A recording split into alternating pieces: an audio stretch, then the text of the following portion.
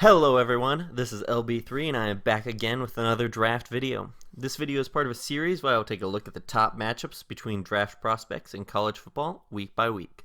In this video, we will be taking a look at the top matchups between draft prospects in week 3 of the 2019 college football season. This will be a weekly series, so if you think there's someone I missed, let me know in the comments. And if there's someone specific you'd like to see next week, also put that in the comments. Hey everyone, let's take a look at the first matchup I'm keeping an eye on in week 1. That is AJ Epinesa versus the Iowa State offensive line. After destroying two cupcake matchups the first 2 weeks, the potential top 10 pick in Epinesa has had his first real test in Iowa State. Obviously, Iowa State doesn't really have any studs necessarily, but they're a good, consistent offensive line that is a lot closer to the talent level of Epinesa and Iowa overall. For a highly touted prospect, it is important that they not only perform against cupcakes, but also perform against the better teams that they play. Epinesa destroyed him last year, so it would not be a surprise for him to nominate again. After Chase Young had an insane game, too, against a tough Cincinnati team, it is now Epinesa's turn to show he can dominate. I'd like to see him show some nice athleticism working on the edge, getting some quick pressures. My main concern with his 2018 tape was he was more of a collector of stats instead of someone who consistently got disruption. So I'd really like to see an improvement on that in this facet. Moving on to the second matchup we're taking a look at, it's going to be CeeDee Lamb and Jalen Hurts versus the UCLA defense. This season, UCLA is a pretty fun defense with players that could legitimately end up in the NFL. This coming week, they're playing Oklahoma, who have looked absolutely unstoppable on offense through 2 weeks. Now, though, they will face their toughest test yet, going up against a UCLA defense with actual NFL talent. Hurts is looking much improved with better coaching from Lincoln Riley, and he could quickly climb up draft boards like the previous two Oklahoma quarterbacks before him.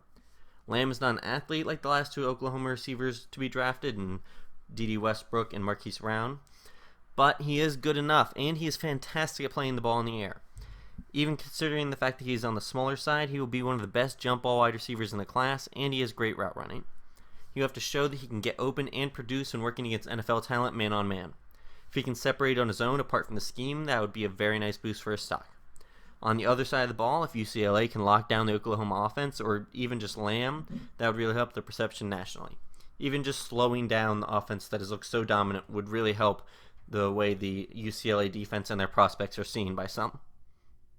Our third matchup is one of the ones that I'm most excited about this week, and that is Cole McDonald versus the Washington defense.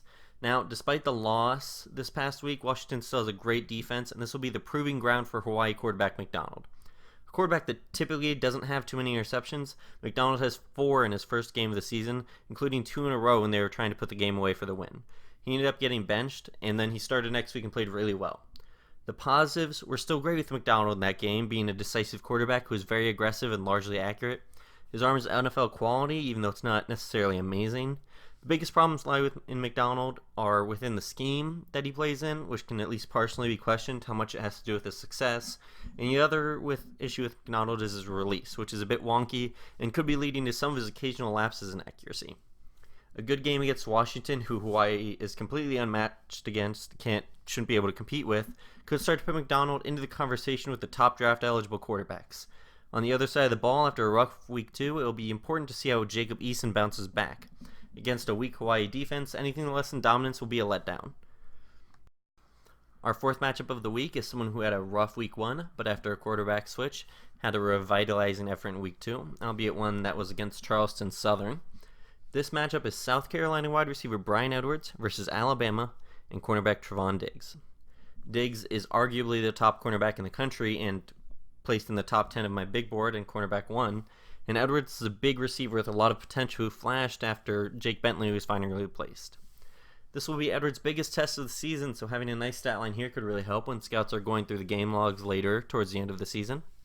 For Diggs, he'll face some good receivers throughout the season, especially if Alabama makes the playoff and is facing off against teams like Clemson, Ohio State, Georgia, and Oklahoma. So if Diggs can get off to a good start here, that'd be very nice for him and give him some momentum to carry through the season as he tries to stand out among a crowded cornerback class. It's very tough for someone to stand out when so many talented players are in this class, and Diggs is a very special player. The final matchup we will be taking a look at is another running back matchup, which we had 2 of last week, which honestly with this running back class, I would not be surprised if that continues. In this week's most interesting running back matchup, I encourage everyone to watch Eno Benjamin versus the Michigan State defense. Michigan State could be a lot better offensively, but defensively they have a lot of talent and will be a good test for Benjamin.